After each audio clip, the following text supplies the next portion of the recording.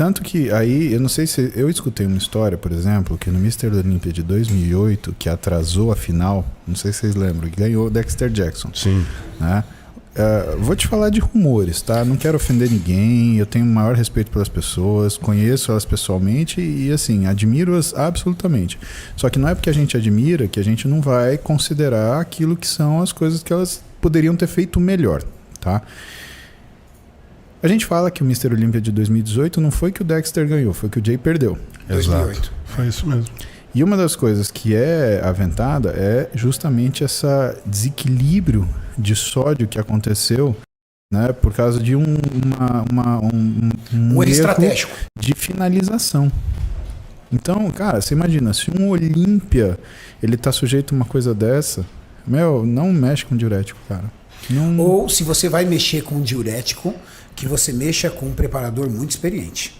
Porque eu já vi preparadores experientes usar o diurético assim em doses que eu falei, ferrou, velho. Não, e além... Em dose assim... Além de usar o diurético... falar assim, 150 miligramas entre hidroclorotiazida e espirulactona. Quando não 150 miligramas. Usa o pior de todos, o Lasix. Cara, já vi preparadores usar Lasix. Cara, usar Lasix, eu particularmente falo, é brincar. Sabe brincar com álcool no fogo, assim? O cara tem que manjar muito. Porque é lamber faca. Cara, lamber faca. Eu acho que nem manjar, cara. Se você manja, é uma coisa que você não mexe. Tem algumas coisas que matam fisiculturistas. São 3. Insulina, T3 e diurético. E dessas aqui mais mata é o diurético. Por quê? Porque o cara ele faz um desequilíbrio rápido hidroeletrolítico. Você não consegue. Se o cara faz um infarto, se ele faz uma parada cardíaca, você não consegue reanimar porque você não tem troca de sódio. Cara, isso daí é meu, tá? Eu acho que diurético é um negócio... Aí entra o médico, né? Aí entra o médico e o médico fala, não use diurético. Isso daí você vai se lascar e você vai não só comprometer o que é a aparência do seu físico, porque isso daí é um tiro assim, no meio de 1000 você pode acertar, só que você tem 999 para errar. Então você tem que olhar isso daí com muito pragmatismo, né? Só que tem um detalhe, Múcio.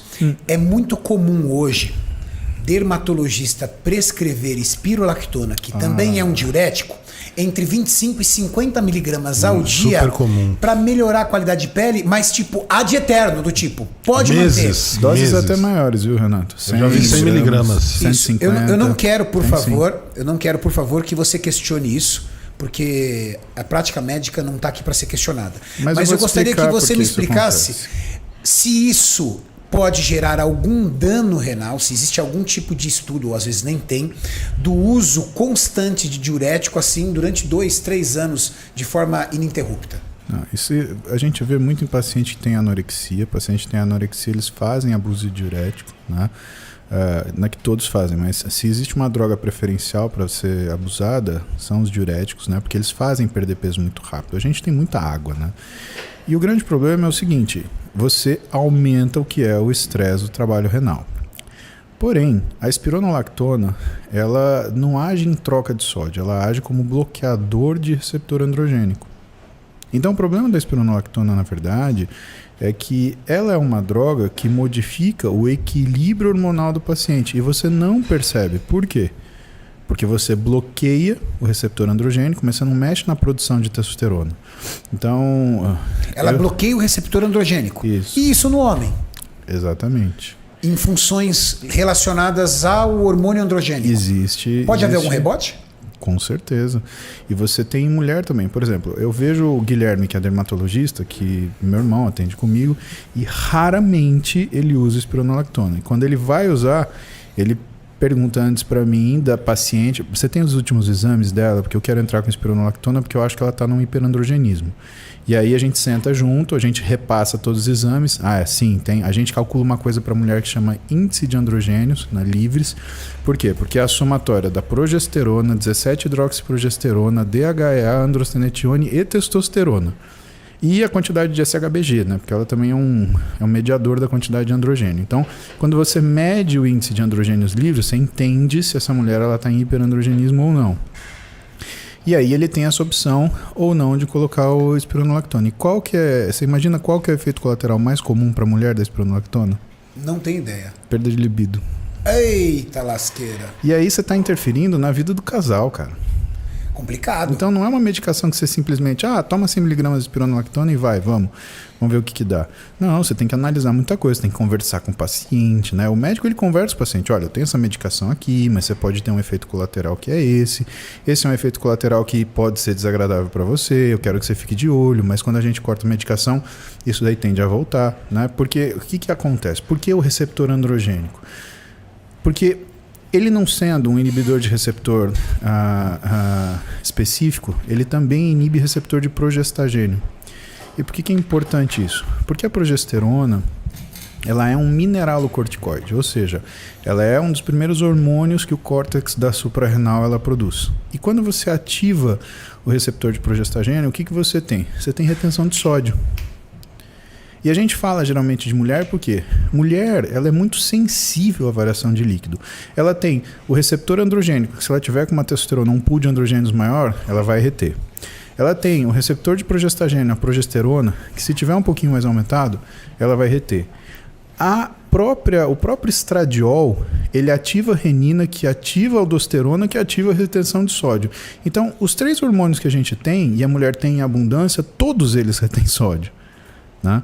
O homem, ele tem muita testosterona, né? Mas não tem progesterona praticamente, muito pouquinho estradiol. Então, por isso que é tão mais fácil ver a mulher reter líquido do que o homem. O homem, ele tem um mecanismo principal e que funciona meio que isolado. Os outros não contam tanto. Agora a mulher tem 3 e contam pra caramba. E 3 que, teoricamente, devem andar em sinergia. Exatamente. Saiu dessa sinergia, começa o rebote. Até, pra você ter uma ideia, até exame laboratorial muda. Uma coisa é a mulher na fase onde ela está antes da ovulação e outra é pós-ovulação. Antes da ovulação, ela está com todos os hormônios baixos. Pós-ovulação, ela está com todos altos. O estradiol está alto, a progesterona está alta. Então, o que acontece, por exemplo, também, né, que você vê essa diferenciação? Esses hormônios altos, então, se você pega uma mulher que você faz dosagens de enzimas, por exemplo, para ver o trabalho muscular dela. Você quer ter uma ideia disso, né? Se você faz essa mulher fazer o mesmo treino, com a mesma dieta, com a mesma carga, se você dosa no período pré-ovulatório ou pós-ovulatório, você tem uma taxa de CPK completamente diferente. Por que isso? Porque o CPK a gente usa mais ou menos como um preditor de intensidade de treino, de uso de massa muscular, mas ele é um preditor de dano celular. Então, se você, por exemplo, tomar uma injeção, você tem aumento do CPK. Se você tomar uma paulistinha num amigo seu, você tem aumento do CPK. Você tem um hematoma, você tem aumento do CPK. E o que é a diferença da mulher pré e pós fase ovulatória? Fase ovulatória depois, ela tem um monte de hormônio, então a recuperação dela fica melhor. Por isso tem um monte de mulher que começa a treinar ferradamente de carga, da ovulação até perto da menstruação, uns 4, 5 dias antes da menstruação. Aí vem a tensão pré-menstrual, o estradiol cai de uma vez, a progesterona vai caindo devagar e aí a força dela vai embora também e volta depois de uns 4, 5 dias da menstruação, a hora que a coisa começa a voltar a funcionar. Então até isso a gente leva em consideração, sabe, Renato? Não é uma ciência fácil, cara. E ela é difícil porque ela é dinâmica. Então além de você saber quem é a pessoa, você tem que entender que momento que ela tá.